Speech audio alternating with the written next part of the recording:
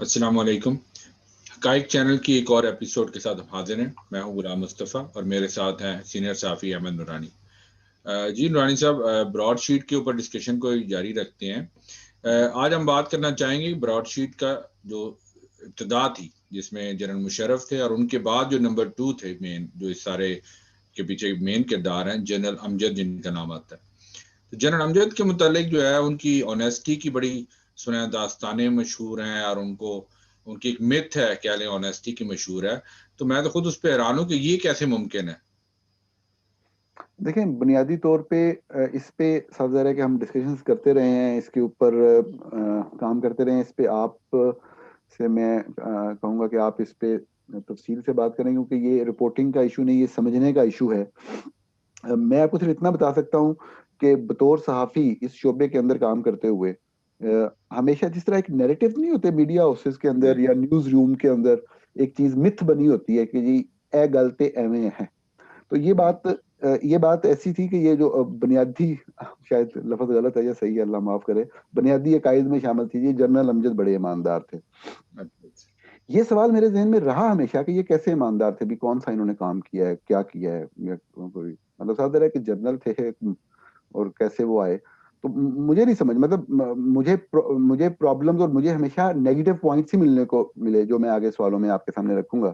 लेकिन आप ये बताइए कि ये क्या होता है, ये ईमानदारी क्या है, और ये कैसे, मतलब है कि जनरल था और वो नैब का सरबराह था, और ये क्या था, ये कैसे ईमानदार कहा नहीं, जा रहा है, क्या चीज है? देखिए, ईमानदारी का तो ऐसा आई डोंट नो कि जिन लोग ये लोग सर्टिफिकेट मांगते रहे हैं वो किस पैमाने से इसको नापते रहे हैं। मैं तो जो पब्लिक डीलिंग के हिसाब से एक जनरल बात करूंगा कि करप्शन स्पेशली और एंटी करप्शन का जो नारा पाकिस्तान में ये अक्सर द्वार में ये जो है ना, बल्कि शुरू से ही कह लें कि ये एक पॉपुलर एक नारा रहा है, एक पॉपुलर बल्कि टूल रहा है। तो सवाल ये कि हाँ, करप्शन के खिलाफ बिल्कुल जंग होनी चाहिए। अगर ये बुरी चीज है, इसको बुरा ही समझना चाहिए। लेकिन करप्शन के खिलाफ कौन जंग करने में संजीदा है और सही जंग कर रहा है, और कौन असल में करप्शन का नारा इस्तेमाल कर रहा है, अवाम को इस चीज को समझना बहुत जरूरी है। मेरे ख्याल में करप्शन जो है वो उन मुआशरों में, उस एनवायरनमेंट में ज़्यादा फलती-फूलती है, जहाँ रूल ऑफ लॉ ना हो और जहाँ पे ट्रांसपेरेंसी ना हो। ये 2 बुनियादी चीज़ें। अब मैं उन पॉइंट के हिसाब से इन जनरल साहब या इस जैसे किसी और जनरल साहब को उस हिसाब से परखूँ, तो बात ये है कि रूल ऑफ लॉ में पाकिस्तान में सबसे बड़ा लॉ जो है वो कॉन्स्टिट्यूशन है, जिससे आगे सारे कानून निकले हैं। तो जो बंदा कानून आइन को, कॉन्स्टिट्यूशन को ना माने, बल्कि उनका जो गैंग है वो कॉन्स्टिट्यूशन को ही तोड़ के उसको खत्म करके इक़्तिदार में आ जाए बिल्कुल। जबरदस्ती, उसके बाद मतलब कानून के एहतराम करने वालों में वो तो सबसे आखिरी नंबर पर होंगे ये लोग। तो कानून को तोड़ के, आइन को तोड़ के जो बंदा ये दावा करे कि वो करप्शन खत्म करने वाला, मेरे ख्याल में वो, जिसे वो कहते हैं ना, रॉन्ग नंबर है, वो 2 नंबर है। यही चीज ट्रांसपेरेंसी की है। इन लोगों के दौर में आप हमेशा ब्रॉडशीट की एग्जांपल ले लें। ब्रॉडशीट के बनने वाला सारा मामला, उसमें लैक ऑफ ट्रांसपेरेंसी है। खुफिया मीटिंग्स होती हैं, चंद जर्नैल और उनके रिश्तेदार बैठ के खुद ही एक फैसला करते हैं कि किसको ठेका देना है। उसके बाद उसका जो मुआहदा है वो भी मशकूक है, जिसमें अपने वेस्टर्न इंटरेस्ट का ख्याल किया जाता है कि इसकी ऐसी किस्म की शिकें हों कि किसी तरीके से हम उस लूट मार का खुद हिस्सा बनते रहें और करप्शन के खिलाफ जहाद का नारा लगा के पवित्र भी बने रहें। फिर उसके बाद की जितनी सेटलमेंट्स हैं, ये आखिरी जो हुआ है जिसमें क्वांटम वाला है, जीआईटी का है, इन सब में भी आप देख सकते हैं किरदार वही है, लैक ऑफ ट्रांसपेरेंसी है। इनके वकील कैसे हायर हुए, किसने किए, किसने कोई स्क्रूटनी की, कोई पता, कोई जानने वाला नहीं। तो कहने का मतलब यही है कि ये सारा लैक ऑफ ट्रांसपेरेंसी जो है, ये एनवायरनमेंट तो करप्शन को फलने फूलने वाला एनवायरनमेंट है, जैसे मैंने कहा। तो ये करप्शन खत्म करने वाला एनवायरनमेंट कभी भी नहीं हो सकता। मेरे ख्याल में अवाम को भी इस चीज की समझ होनी चाहिए। और कोई भी शख्स, चाहे वो इवन सिविलियन भी हो, वो दावा करे कि वो करप्शन के खिलाफ है या इसके खिलाफ इकदाम करना चाहता है, तो उसको गेज करने का आसान तरीका यही है कि जो पब्लिक डीलिंग्स हैं, जो इकदाम हैं, जो पॉलिसीज हैं, उन सब में ट्रांसपेरेंसी कितनी है, जिसके ऊपर अवाम को हर चीज तक रसाई हासिल हो। और दूसरी चीज ये है कि रूल ऑफ लॉ है। तो एक चीज तो हर हालत में ध्यान में होनी चाहिए कि मार्शल लॉ में आइन को तोड़ के जो जी बिल्कुल। रूल ऑफ लॉ नहीं हो सकता, और जी उस बिल्कुल। सूरत हाल में करप्शन ज्यादा हो सकती है, कम नहीं हो सकती। और आप अगर ट्रांसपेरेंसी इंटरनेशनल की रिपोर्ट्स वगैरह को देखें, तो वो भी इस थ्योरी को सपोर्ट करती हैं। तो मेरे ख्याल में जनरल अमजद की वो पीआरशिप ज्यादा कह सकते हैं, करप्शन के खिलाफ होना उनका, मैं उसको मानने को तैयार नहीं। और जो उनका इस ब्रॉडशीट एपिसोड में किरदार आ रहा है, मेरे ख्याल में तो वो मुल्जमान की लिस्ट में है। अभी तक तो जो उन्होंने किए उसमें आइदर वो इंतहाई इनकॉम्पिटेंट है, उनकी जो उनको मुशर्रफ ने उनको अपॉइंट किया है, वो वहां से लेके मुआहदे से लेके आखिर तक जो उनका किरदार है वो बहुत मशकूक है। और बल्कि ये जो बात जब एंड पे जाएगी तो मेरे ख्याल में इस तरह के लोगों की जायदादें बेच के ब्रॉडशीट पे जो पाकिस्तान का नुकसान है वो पूरा किया जाना चाहिए। जी मुस्तफा, इसमें मैं सिर्फ एक चीज ऐड करूंगा, फिर अगले सवाल की तरफ चलता हूं, कि जो आपने एक आखिर में शक डाल दिया ना थोड़ा सा, कि आइदर इनकम्पिटेंट और करप्ट, तो इसको मैं थोड़ा सा अपना जो मेरी अंडरस्टैंडिंग है बताना चाहूंगा कि वो नैब का जो मायदा है ब्रॉडशीट के साथ, वो कोई भी ज़ीशोर शख्स अपने जहन से हर तरह के 22 को साइड पे रख के पढ़ ले, उसको समझ आ जाएगी, इस सवाल का जवाब मिल जाएगा आपको, क्लास नंबर 4.1 में जवाब मिल जाएगा। फर्ज करेंगे अगर उसमें ये लिखा होता उस मायदे के अंदर कि जो असासे इन 200 लोगों के हम रिकवर करेंगे, ब्रॉडशीट रिकवर करेगी, उसमें से 20% आपको जाएगा, और जो हम करेंगे पाकिस्तान करेगा उसमें से भी 20% आपको देंगे, तो हम कह देते कि ये गलती हुई है, इनकम्पिटेंसी है। तो इस वजह से जनरल अमजद साहब ने ये काम कर दिया, तारक फवाद मलिक और बाकी जनरलों के साथ मिलकर। उसके आगे लिखा हुआ है, for removal of any doubt, किसी भी किस्म की गलत फहमी को खत्म करने के लिए हम ये बात वाजे करना चाहते हैं, उस मायदे के अंदर लिखा हुआ है कि अगर कोई भी रिकवरी, कोई भी इन्वेस्टिगेशन ब्रॉडशीट ने नहीं की होगी और वो हमने, पाकिस्तान ने और नैब ने की होगी, तब भी 20% देना है इनको। ये इस तरीके से उस लीगल मुआहदे को स्ट्रॉन्ग बनाया गया कि किसी भी अदालत के अंदर जाके वो पाकिस्तान को, पाकिस्तानियों को, पाकिस्तानी हुकूमत को ब्लैकमेल करके जितना पैसा निकलवा सकते हैं निकलवा लें। तो यहां से पता लगेगा कि ये इनकम्पिटेंसी थी या वो मिले हुए थे और करप्शन थी। और करप्शन थी। आपने सवाल का जवाब मेरे ख्याल में ये देना चाहा, जो 2 पॉइंट आपने एक्सप्लेन किए, कि बुनियादी तौर पे ये उस जत्थे का, उस गैंग का, वो जो पाकिस्तान दुश्मन अनासर थे, वो जिन्होंने मार्शल लॉ लगाया था, उस ये गैंग का हिस्सा थे। तो वो शख्स जो आइन तोड़ के आ रहा है, मुझे शर्म आती है, उन सहाफियों को भी शर्म आनी चाहिए ये बात कहते हुए भी ऐसे शख्स के बारे में कि ये ईमानदार था या नहीं था। और मैं आपको वजह बता देता हूं, सारे 2 नंबर काम किए इन्होंने, सारी करप्शन और सारे मामला में इन्वॉल्व थे। सबसे बड़ी करप्शन ये थी, ठीक है, और इनको इसलिए कहा जाता है कि इनका मुशर्रफ से इख्तिलाफ हो गया था मुस्तफा, तारीखी बात यह है। और चंद सियासतदानों के खिलाफ जो मुशर्रफ कार्रवाई नहीं चाहते थे, ये चाहते थे, इन्होंने रिजाइन कर दिया। उस बात को बुनियाद बना के उस माहौल के अंदर, सिर्फ उस एक नुक्ते को मैं आपको बता रहा हूं, इतने बददियानत लोग हैं मीडिया में लिखने वाले, सारे गुना धोल के, और उसके बाद चूंकि वो गायब हो गए जी, बड़े ईमानदार, बड़े ईमानदार। तो ये, इसके अलावा मेरे ख्याल में एक चीज ये थी, आपने देखा होगा कि फैक्ट फोकस ने आज एक और डॉक्यूमेंट रिलीज किया है, जो लंदन की कोर्ट के डॉक्यूमेंट्स में जो ये केस है जिसमें पाकिस्तान को एक सजा मिली है, और ये हमेशा मिलती रहेगी जब तक हम जिंदा हैं, या हमारे बच्चे भी शायद जिंदा होंगे, और जर्नेल और उनकी जो लोग हैं वो लूटते रहेंगे, पैसे निकालते रहेंगे सिस्टम से, और बहाना ये होगा लंदन की अदालत का हुक्म है, क्या करें।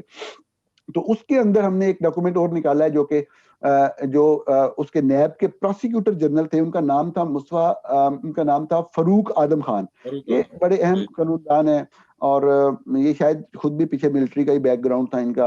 और जी, तो इन्होंने, और ये नैब के बानियों में से हैं, नैब को पहले प्रोसिक्यूटर जनरल थे, और सिर्फ प्रोसिक्यूटर जनरल नहीं थे, ये जितनी ये बाहर निगोशिएशन हो रही थी मुख्तलिफ कंपनियों से, इन्वेस्टिगेशन कंपनियों से, उनके साथ राबते बेसिकली ये कर रहे थे, क्योंकि फौजी जो थे वो तो सादर है ऊपर बैठना था और वो सारा निजाम चलाना था, कानूनी को दिमाग चाहिए था। तो असल कानूनदान और असल दिमाग ये थे शुरू की नैब का। तो इन्होंने भी कुछ स्टेटमेंट दी थी जो आज फैक्ट फोकस ने रिलीज की है। उस स्टेटमेंट के अंदर भी कुछ बातें जो शायद डिस्कस कर रहे थे आप, वो क्या चीजें हैं? अगर आप दिखा सके तो उसमें 2-3 इंपॉर्टेंट पॉइंट है जनरल अमजद के मुतालिक, जो फरूक आदम खान जो इस जनरल अमजद की फोटो हम दिखा रहे हैं, सॉरी, और जो पहली जो मीटिंग्स थी, जो ट्रूवंस के जो बाद में फिर ब्रॉडशीट के ओहदेदार बन गया उनके साथ, तो उसमें एक अहम वो नुक्ता वो बताते हैं कि जिस तरह जनरल अमजद जो है इब्तदाई मीटिंग के बाद वो डेनवर गए और उन्होंने जेम्स और जो तारिक फवाद मलिक, डॉक्टर पेपर, इनके साथ जो मीटिंग्स की, तो उसमें वो फिर इस चीज़ पे मुतमईन हो गया। उस एक मीटिंग के बाद वो जनरल अमजद जाते हैं और वापसी पे जनरल अमजद जो है वो मुतमईन हो जाते हैं कि हमने बिल्कुल मेरा ये ख्याल है वही असेसमेंट करने वाले हैं। मतलब यही वही चीज़ है जो मार्शल लॉ में होती है कि एक शख्स ऊपर बैठा है, वो हर चीज़ का इख्तियार उसके पास है, जो उसने कह दिया चाहे उसकी कैपेबिलिटी उसको जज करने की है या नहीं है। यही चीज़ इन्होंने कही। वो एक दौरे में जाते हैं, वापस आके कहते हैं, जो अभी आप अपने सामने देख सकते हैं कि he had met, appeared to have the necessary capability। ये अमजद साहब जो है उन्होंने एक बस जजमेंट की, एक मीटिंग में कॉफी पी और उसके बाद उन्होंने कह दिया बस जी मैंने कह दिया, दैट्स ऑल। और यही असल बुनियाद तो यही बनी। उसके बाद तो फिर एक ड्राफ्टिंग की, वो तो लोअर लेवल पे समझे, नेगोशिएशन या बाकी चीज जो है वो सिर्फ सेकेंडरी डिटेल्स ही। तो मेन हाँ जी। फैसला जनरल अमजद ने उस दौरे में ही कर लिया कि जी मैं जनरल जो उनका जो सरिया होता है उसके हिसाब से या गर्दन में सरिया के हिसाब से मैं कुल हूँ, मैंने ही सारा फैसला करना है। और आपको पता है हर चीज हर फील्ड के ये माहिर तो वैसे ही हो जाते हैं, कभी सफीर हो जाते हैं, कभी मेडिकल बोर्ड के भी चेयरमैन होने का हकदार हो जाते हैं। इसी तरह वो भी थे।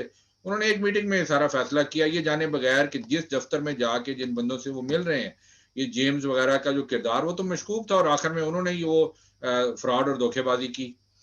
इसी तरह दूसरी जो चीज है, आप अगर अंदाजा लगाएं कि ये बार बार आता रहा है कि ट्रूवन से मुज़ाकरात हो रहे थे, एकदम ब्रॉडशीट बनती है जिसका फैसले में जिक्र है कि वो किसी हाँ जी। चीज को छुपाना चाह रहे थे, इनको पता नहीं था। फरूक आदम साहब इसको कर रहे हैं, लेकिन अगर आप ये स्टेटमेंट देखें तो फरूक आदम साहब खुद हैरान है कि आई कैन नॉट रिकॉल। अब पता नहीं उनको याद नहीं है, लेकिन डॉक्यूमेंट्स हो तो ज़ाहिर उनको याद भी रहता, कोई इसका रिकॉर्ड होता। तो ये मिली भगत से अचानक उनको भी बाईपास करके शायद एक कुछ चीज हो गई कि ठीक है जी हम ट्रूवन की जगह पे ब्रॉडशीट बना लेते हैं ताकि जो भी उसका ट्रैक रिकॉर्ड है उसको छुपा लिया जाए। तो ये चीज भी की गई जिससे लगता है कि ये बाय डिजाइन था, सिर्फ इसमें नाअहली का अंसर नहीं है। इसमें कुछ लोग थे जिनको ये चीज पता थी और उनकी मिली भगत थी कि इस तरीके से ये काम किया जाए। और एक जगह पे इसी मुआहदे में वो यहाँ तक भी बात करते हैं, एक जगह पे वो अपने किसी और जो एफिडेविट में रेफरेंस दिए हैं उसका जिक्र करते हुए कहते हैं कि वो तो मैंने सुनी सुनाई बातों पे दे दिए थे शरीफ फैमिली के मुतालिक। यानी कि वो भी बात है कि इनका जो असल वही काम है, हालांकि प्रोसिक्यूटर रहे हैं और एक लिहाज से इनको चीज़ों को डॉक्यूमेंटेशन पे चलना चाहिए, लेकिन उन्होंने उस कल्चर की जो अभी भी जेआईटी और उसके बाद जेआईटी की बुनियाद पे ब्रॉडशीट के जुर्माने से साबित हुआ है कि हर चीज़ हियर से पे एक प्रोपेगेंडे पे जो दूसरों के लिए करते करते खुद भी उसी को बुनियाद बना के उसी को इस्तेमाल करते रहे। तो ये मेरे ख्याल विटनेस स्टेटमेंट जो है ना इन सारी चीज़ों को साबित करती है। और जनरल अमजद का किरदार खास तौर पे इस विटनेस स्टेटस से स्टेटमेंट से भी साबित होता है कि उनकी नाअहली और उनकी सारे मामले में मिली भगत है वो खुल के सामने आती है। जी बिल्कुल, ये बहुत अहम साहब थे और इन्होंने ये सारे जो मामलात थे नैब के और ये जो इन्वेस्टिगेशन थी इनको स्टार्ट किया, ये बानी है नैब के कानूनी साइड पे, और इन्होंने ये सारी कंप्लेंट्स और जो एक्विजिशन और जो ट्रांजैक्शंस के इल्जामात थे वो देखे। तो ये 2009 में जब केस रजिस्टर हुआ तो वो साहब जो के बानी थे और जो उन सारे मामलात को शुरू में देखने वाले थे, तो उन्होंने ये कहा, बकायदा नाम लिख के उस कोर्ट के अंदर, इसी केस के अंदर ये स्टेटमेंट है उस बंदे की जो ये सारा काम देख रहा है, कानूनी दिमाग है और उसने हर चीज को गो थ्रू किया है कि ये सब कुछ जो है वो र्यूमर था, गॉसिप थी, स्पेकुलेशन थी। और लेकिन साहब ये केस डिफरेंट था और इसका मकसद जो था बेसिकली वो ब्रॉडशीट का एक अपने हक में एक फैसला लेना था, इस पॉइंट पे फैसला नहीं आना था। मेरे ख्याल में इसको बेसिकली कंक्लूड करते हैं जो हमने पहले भी बात जिक्र की, और वही इसका जो मेन जिसे कहते हैं लॉजिकल एंड हो सकता है कि ट्रांसपेरेंट तरीके से इंक्वायरी की जाए और उसमें ये जनरल अमजद जैसे लोगों का भी किरदार सामने लाया जाए, जिनकी हालत ये थी कि वो 2000 के इस मशकूक मुआहदे और उसके बाद पाकिस्तान के साथ जो हो रहा था उस पर भी शर्मिंदा नहीं हो रहे थे। और 2017 में जीआईटी में वही अपने पुराने झूठ के पलंदे लेके दोबारा हाजिर हुए हुए थे। ये तो सिचुएशन है। तो ये सारा इंक्वायरी में मेरे ख्याल में इन सब का किरदार सामने आ जाएगा, तो उससे चीजें वाज़ेह हो जाएंगी। मुझे कंक्लूड करने से पहले मैं चाहूंगा आप सिर्फ एक सवाल का जवाब दे दें, और बिल्कुल मतलब जो भी आपकी ऑनेस्ट और एक जेन्युइन ओपिनियन है। आप कह तो रहे हैं कि जनरल अमजद को कटहरे में खड़ा किया जाए, जिन्होंने कौम के लिए, पाकिस्तान के लिए ये मुआहदा किया जो पाकिस्तान को हमेशा के लिए काटता रहेगा, डंग मारता रहेगा। और आप नहीं कह रहे, बहुत सारे लोग कह रहे हैं, बहुत सारे सीनियर सहाफी कह रहे हैं। क्या आप समझते हैं पाकिस्तान में, इस मुल्क में कभी ये तहकीकात हो सकेंगी? मेरे ख्याल में मायूसी वाली बात करने की बजाय हम कह सकते हैं कि नहीं, और ऐसी बहुत सारी एग्जांपल हैं। लेकिन आई विल स्टिल से कि अगर लोगों का प्रेशर रहे तो मुझे उम्मीद है कि एक ना एक दिन जो है हम ये इस रास्ते पे देखिए, निकल। फैज हमीद का नाम आया जो आईएसए के सरबराह हैं, 50 दफा उसने लेटर में जिक्र किया है, डेट्स दी हैं, टाइम दिया है। खैर ये बात फिर रेपिटेशन में आ जाती है, बार बार हम कह चुके हैं। तहकीकात होनी चाहिए, काश हो। इसी पे इजाजत लेते हैं और फिर ब्रॉडशीट के जो अगले हमारे 2-4 प्रोग्राम रह गए हैं जिसमें हमने काम किया हुआ है जजमेंट्स के ऊपर, के क्या रोल था पाकिस्तान की तरफ से लायर्स का, उसके ऊपर तफसील से बात करेंगे। इजाजत लेते हैं जी, बहुत शुक्रिया, खुदा हाफिज।